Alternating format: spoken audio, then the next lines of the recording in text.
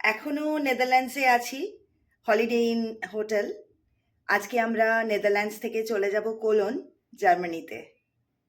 জার্মানির নর্থ রাইন ওয়েস্টফালিয়ায় কোলনে একটা ক্যাথলিক ক্যাথেড্রালে আজ আমরা ঘুরতে এসেছি। এটা কোলনের আর্চবিশপ আর কোলনের আর্কডোসিস প্রশাসনের আসন। জার্মান ক্যাথলিক আর গথিক স্থাপত্যের একটা বিখ্যাত স্মৃতিস্তম্ভ, যা 1996 সালে বিশ্ব ঐতিহ্যবাহী স্থান হিসেবে ঘোষণা করা হয়েছিল। কর্মদিবসে অর্থাৎ সোমবার থেকে শনিবার সকাল 10টা থেকে বিকেল 5টা আর রবিবার দুপুর 1টা থেকে বিকেল 4টে পর্যন্ত পর্যটকদের জন্য উন্মুক্ত থাকে ক্যাথেড্রাল। সন্ধ্যার প্রার্থনার পর টাওয়ার নর্থেক্স রাত 8টা পর্যন্ত খোলা থাকে। চলো তাহলে শুরু করি প্রথম থেকে। আমরা জার্মানি এসে পৌঁছলাম কিভাবে? এখনো নেদারল্যান্ডসে রয়েছি, বাস রেডি, আমরা বাসে উঠে পড়ব। আর আজকের destination colon, Germany. Now we are heading towards Cologne, Germany. We are about to cross the border of Netherlands. Just নেদারল্যান্ডসের বর্ডার ক্রস করলাম, এখন জার্মানিতে আমরা যাচ্ছি কোলন। পৌঁছে গেলাম আমরা জার্মানি। আমাদের আজকের ডেস্টিনেশন কোলন ক্যাথেড্রালের ব্যাপারে অনেক কিছু শুনেছি। অনেক পর্যটক, অনেক তীর্থযাত্রীরা এখানে আসে। প্রায় 6 মিলিয়নের বেশি দর্শনার্থী আসেন প্রতি বছর। জার্মানির সবচেয়ে জনপ্রিয় দর্শনীয় স্থান আর ইউরোপের সবচেয়ে গুরুত্বপূর্ণ তীর্থযাত্রা গির্জাগুলির মধ্যে একটি হলো এই কোলন ক্যাথেড্রাল। প্রতিদিন গড়ে প্রায় 20,000 মানুষ এখানে ঘুরতে আসে। আর এই গির্জার উচ্চতা 157 মিটার, অর্থাৎ 515 ফুট। অর্থনৈতিক ও রাজনৈতিক তাৎপর্যের পাশাপাশি কোলন মধ্যযুগীয় তীর্থযাত্রার একটা গুরুত্বপূর্ণ কেন্দ্রে পরিণত হয়, যখন কোলনের আর্চবিশপ ড্যাসেলের রেইনাল্ড 1164 সালে মিলান থেকে নিয়ে যাওয়ার পর 3 জ্ঞানী পুরুষের ধ্বংসাবশেষ কোলনের ক্যাথেড্রালে দান করেন। কোলন ক্যাথেড্রালের শিল্পভাণ্ডার অনেক বৈচিত্র্যময়। উঁচু বেদির কাছেই রয়েছে 3 রাজার বিশাল সোনার মন্দির, যেখানে শিশু যিশুর সেবায় নিয়োজিত 3 ম্যাজাইদের দেহাবশেষ রয়েছে বলে মনে করা হয়। কোলন ক্যাথেড্রালের জানলাগুলো কিন্তু অপূর্ব সুন্দর। এই জানলাগুলো ক্যাথেড্রালের অভ্যন্তরকে আলোকিত করে, বিভিন্ন নকশা আর রঙের মাধ্যমে দর্শনার্থীদের মুগ্ধও করে। আমার তো ভীষণ ভালো লেগেছে এই লম্বা লম্বা কাঁচের জানলাগুলো। আলাদাই একটা সৌন্দর্য রয়েছে। এই জানলাগুলো শুধুমাত্র আলোর জন্যে নয়, এগুলো শিল্পেরও একটা চমৎকার উদাহরণ। ক্যাথেড্রালের প্রাচীনতম রঙিন কাঁচের জানলাগুলি 13 শতকে তৈরি করা হয়েছিল। পরে আধুনিক শৈলীতে তৈরি করা হয়েছে বাকি জানলাগুলি। দ্বিতীয় বিশ্বযুদ্ধে ধ্বংসপ্রাপ্ত হয়েছিল এই গির্জা।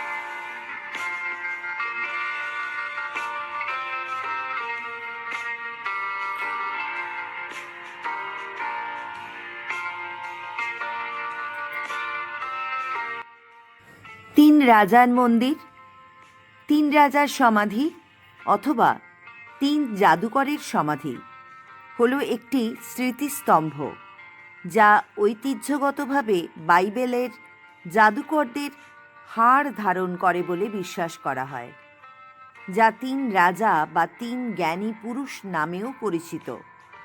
এই মন্দিরটা পশ্চিম জার্মানির কোলোন ক্যাথেড্রালের উচ্চ বেদির উপরে এবং পিছনে অবস্থিত। একটা বৃহৎ সোনালী এবং সজ্জিত শব্দগ্রন্থ প্রায় 1140 থেকে 1225 সালের মধ্যে নির্মিত। বিভিন্ন ইতিহাসবিদ এবং পণ্ডিতদের দ্বারা এটি মোশন শিল্পের সর্বোচ্চ বিন্দু হিসেবে বিবেচিত হয় এবং পশ্চিমা বিশ্বের বৃহত্তম জাদুঘরের মধ্যে স্থান করে নেয়।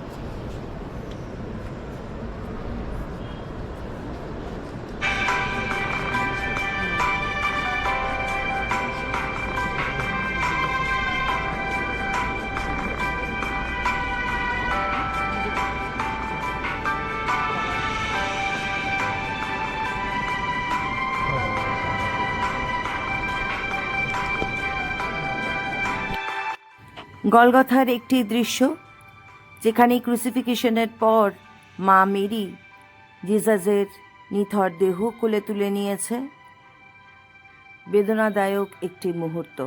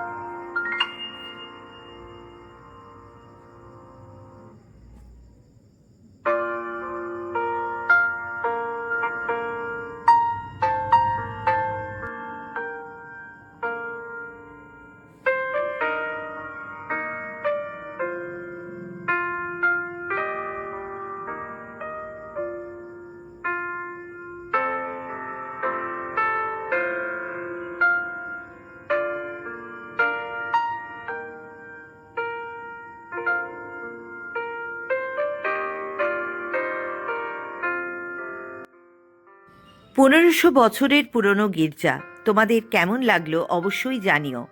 আমার তো ভাবতেই অবাক লাগছে একসময় ফ্রেঞ্চরা এই কোলোন ক্যাথেড্রাল দখল করেছিল আর এই গির্জা আস্তাবল হিসেবে ব্যবহার করত। দুটো বিশ্বযুদ্ধ মোকাবিলা করে আজ কোলোন ক্যাথেড্রাল স্বমহিমায় দাঁড়িয়ে রয়েছে। কি অদ্ভুত, তাই না?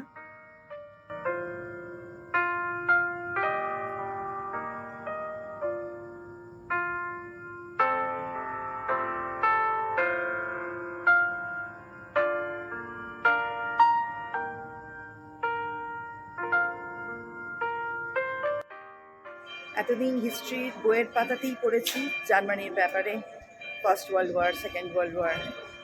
এখন সেই জার্মানির রাস্তায় হাঁটছি। এখন রয়েছি কোলনে।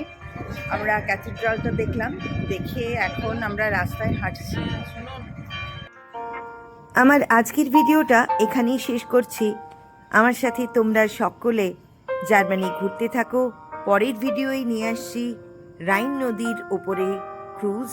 আমরা কতটা এনজয় করলাম। সকলে খুব ভালো থেকো আর ঘুরতে থাকো।